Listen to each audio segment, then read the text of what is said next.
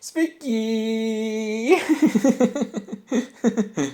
Gerbiamas Gitienai, sveikinu tave su 36 gimtadienį, tavo mylimi vergai. Linkim tau visko daug ir kuo geriausio. Žiūrėk, lik toks, koks esi beprotis. Linkim, kad visas stovėtų. Kieme geriausios mašinos. Ir kad nenolinktų birka tau ant darbo.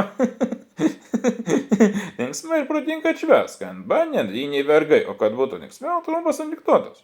Žodžiu, vakaras. Žaidžia Petliukas svetainė ir tik staiga pliaukšt, pelė pakliuvo į spąstukus. Nu kągi, reikia šią naujieną kažkaip pranešti tėvam. Grįžta tėvai iš darbo, Petliukas sako, mylė gerbiamas šio būto gyventojas, turim labai didelės laidotuvės. Mama išsigandus klausia, kas atsitiko, kas mylė, Petliuk, negazdink.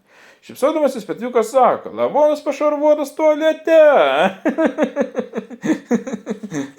O tą blogą pasipūdai nuo studiją Maruko atliekama daina Aerobybės. Tai ką, Hiro, manom daino žinoma, nusidainuoti. Tai ką pradėkim, gerą klausimąsi.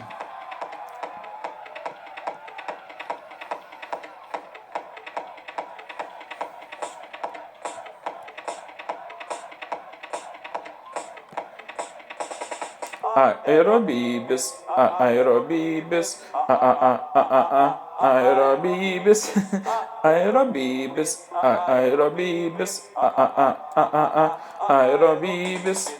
aerobybės, aerobybės, aerobybės,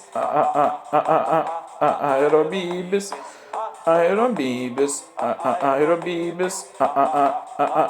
aerobybės, da didelis bibis, nieks jo nesustabdys, nei karys, nei ūkvedys, bibiui nekliudys, jis nebijo įvairių katastrofų globalių, skrenda kosminiu greičiu, bibiui nesvarbu, aerobybės, aerobybės, aerobybės, aerobybės, aerobybės, aerobybės.